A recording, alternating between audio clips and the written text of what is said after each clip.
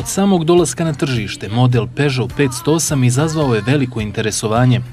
Jedan od razloga za to je što je svojim dolaskom poslao u penziju dva vrlo uspješna modela, manjeg 407 i većeg 607.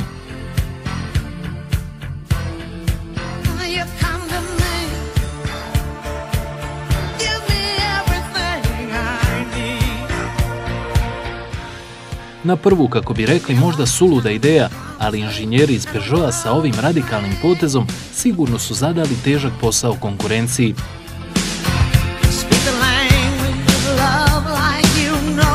Zamijeniti dva penzionisana modela uspješno nije sigurno lagan zadatak, ali nova 508 ima čin da se pohvali.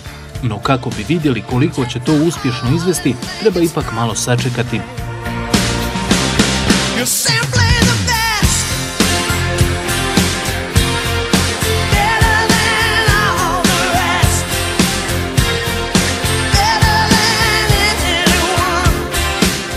Naš testni Peugeot 508 bio je pravo pozitivno iznenađenje.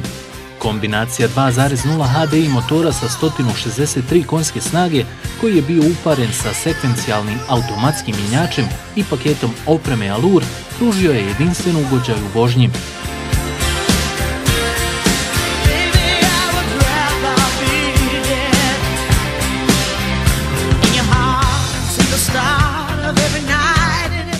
Novi 508 ima sve što se očekuje od vrhunske limuzine: udobnost, prostranost, dobre manevarske sposobnosti, eleganciju, ali i prihvatljivu cijenu koja bi mogla biti presudna. Sve detalje sa testa novog Peugeota 508 možete pročitati na Carlander portalu.